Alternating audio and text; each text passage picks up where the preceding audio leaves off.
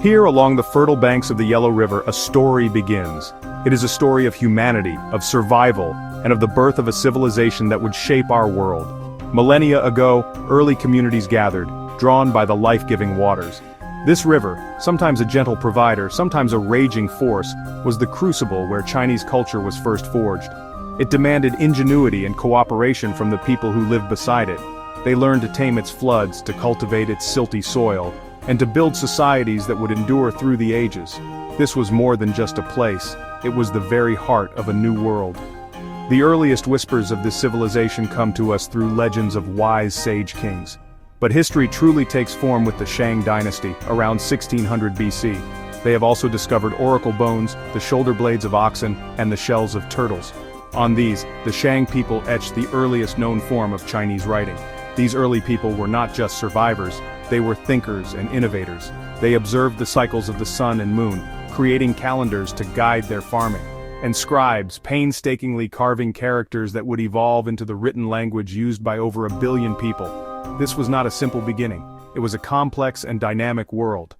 The dynastic cycle, like the turning of the seasons, became the rhythm of China. Empires rose, reached their brilliant peak, and then inevitably declined. The Qin dynasty, though brief, was monumental. Its first emperor, Qin Shi Huang, unified the warring states in 221 BC. He standardized weights, measures, currency, and crucially, the written script. He connected existing walls to create the first version of the Great Wall, a breathtaking feat of human will. And for his own afterlife, he commanded the creation of the Terracotta Army, thousands of unique, life-size soldiers to guard his tomb for eternity. Following the Qin came the Han Dynasty, a golden age of prosperity and expansion that lasted for 4 centuries. It was during this time that the Silk Road was established. Silk, a fabric prized for its beauty and lightness, traveled west, while goods like glass, wool, and gold flowed east. Buddhism, a new philosophy from India, began its journey into China. Centuries later, the Tang Dynasty ushered in another period of unparalleled brilliance.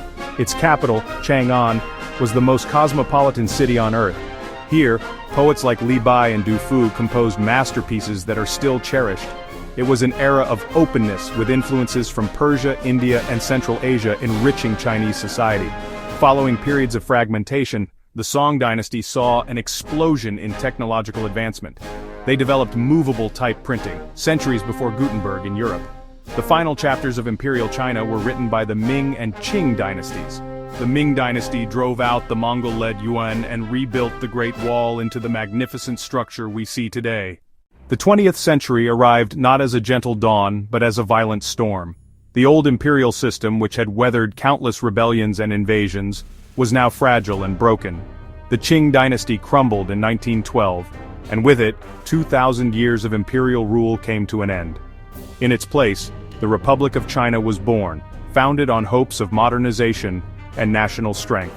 This period of internal struggle was soon overshadowed by a greater threat. The invasion by Japan in the 1930s plunged China into a brutal and prolonged conflict that became part of World War II.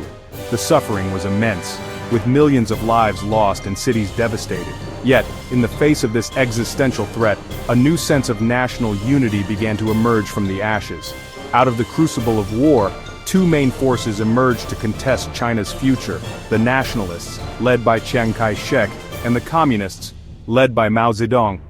After years of intense fighting, the communists emerged victorious.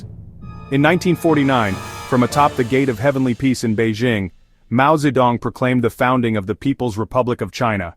A new era had begun. The early years of the People's Republic were a time of radical transformation and upheaval. Chairman Mao implemented sweeping social and economic reforms aimed at creating a new socialist state. Campaigns like the Great Leap Forward and the Cultural Revolution sought to completely remake Chinese society, often with devastating consequences. Yet through it all, the Communist Party consolidated its power, laying the groundwork for the nation that would rise to become a dominant force on the world stage. After the death of Mao Zedong, a new leader, Deng Xiaoping, pointed China in a dramatically different direction. He understood that for China to become strong, it needed to change its approach to the world. In the late 1970s, he initiated a period of reform and opening up. This was, honestly, a revolutionary shift. The new policy allowed for elements of a market economy, encouraged foreign investment, and set up special economic zones. The results of this shift were nothing short of miraculous. Over the next 4 decades, China experienced the most rapid and extensive economic expansion in human history. Hundreds of millions of people were lifted out of poverty. Factories sprung up, producing goods for the entire world, earning China the nickname, the world's factory. This economic boom was fueled by the incredible work ethic of the Chinese people, and a state-led focus on infrastructure, building high-speed railways, massive ports, and modern airports at a breathtaking pace. This economic transformation was powered by a technological leap. China did not just copy Western technology, it began to innovate on its own. Companies like Huawei and Tencent became global giants in telecommunications and digital services. China now leads the world in areas like 5G technology, e-commerce, and mobile payments. The nation has also set its sights on the future, investing heavily in artificial intelligence, renewable energy, and an ambitious space program. Its Belt and Road Initiative is a colossal infrastructure project, aiming to create a modern-day Silk Road connecting Asia with Africa and Europe through a network of ports, railways, and roads. As we stand here in 2025, China presents a picture of incredible achievement and complex challenges. Its cities are futuristic marvels of engineering and design, connected by the world's most extensive high-speed rail network. The nation's technological prowess is undeniable, from its leadership in electric vehicles to its expanding presence in space. The hope for the future is one of continued prosperity and stability. However, this path forward is not without significant hurdles. The very economic growth that has been so celebrated has also created immense environmental pressures. Air and water pollution remain serious concerns. On the global stage, China's rise has created new dynamics and tensions. Its relationship with the United States and other Western powers is complex, a mixture of deep economic interdependence and strategic competition.